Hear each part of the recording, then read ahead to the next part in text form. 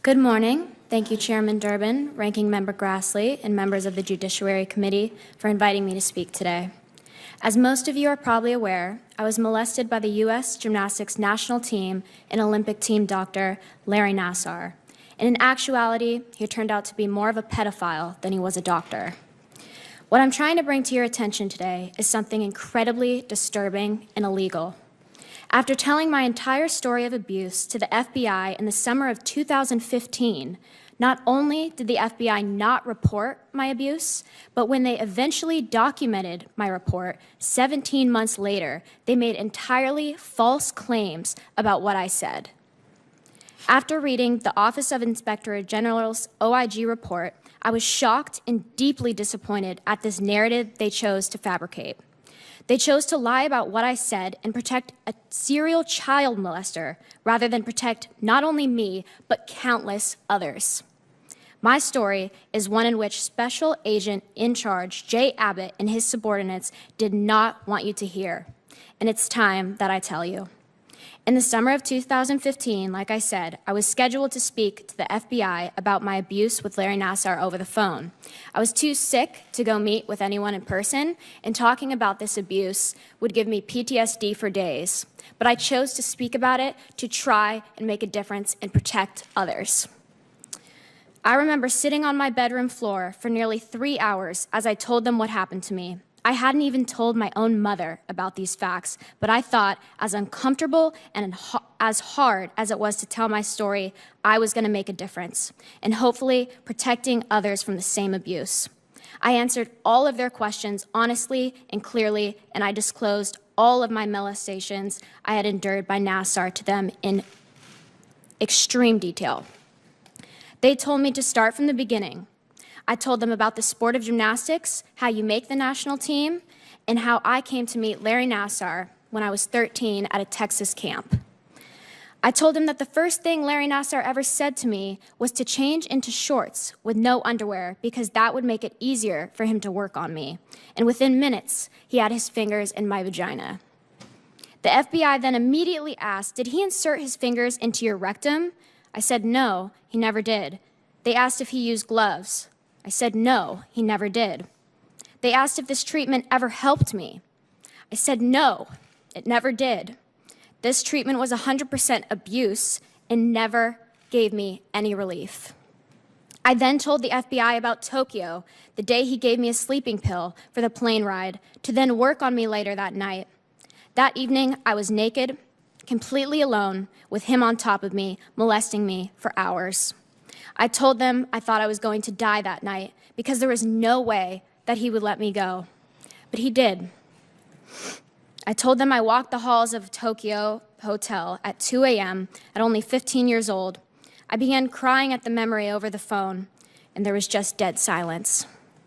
I was so shocked at the agent's silence and disregard for my trauma. After that minute of silence, he asked, "Is that all?" Those words in itself was one of the worst moments of this entire process for me. To have my abuse be minimized and disregarded by the people who were supposed to protect me, just to feel like my abuse was not enough. But the truth is, my abuse was enough, and they wanted to cover it up. USA Gymnastics, in concert with the F.B.I. and the Olympic Committee, were working together to conceal that Larry Nassar was a predator. I then proceeded to tell them about London, and how he'd sign me up last on his sheet so he could molest me for hours twice a day.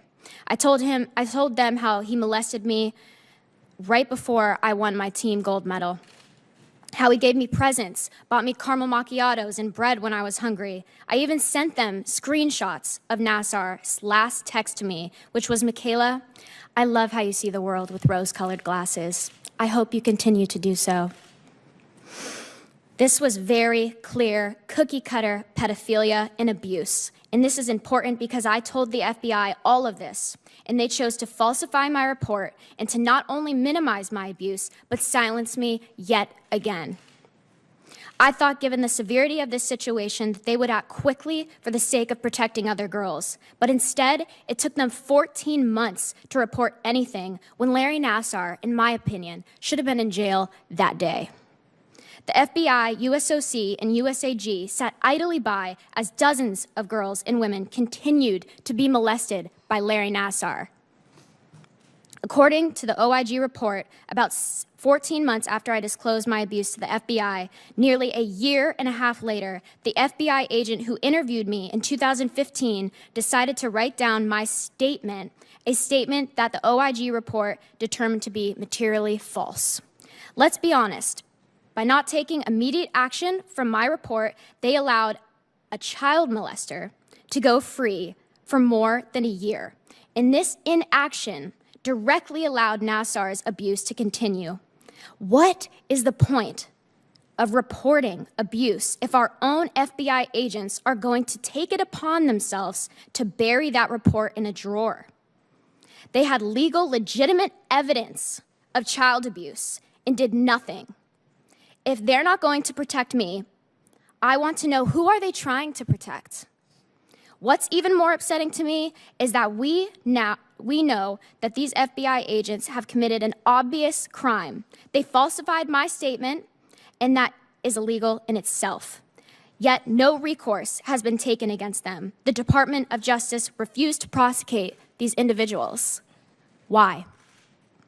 Deputy Attorney General Lisa Monaco couldn't even bring herself to be here today, and it is the Department of Justice's job to hold them accountable. I am tired of waiting for people to do the right thing, because my abuse was enough, and we deserve justice. These individuals clearly violated policies and were negligent in executing their duties, and in doing so, more girls were abused by Larry Nassar for over a year. To not indict these agents is a disservice to me and my teammates. It is a disservice to the system, which was built to protect all of us from abuse. It was a disservice to every victim who suffered needlessly at the hands of Larry Nassar after I spoke up. Why are public servants whose job is to protect getting away with this? This is not justice. Enough is enough. Today, I ask you all to hear my voice. I ask you, please do all that is in your power to ensure that these individuals are held responsible and accountable for ignoring my initial report, for lying about my initial report, and for covering up for a child molester. In closing, I would like to express my deep gratitude to the United States Senate, a very powerful institution that from the very beginning has fought for us rather than against us. Thank you, and I welcome any questions.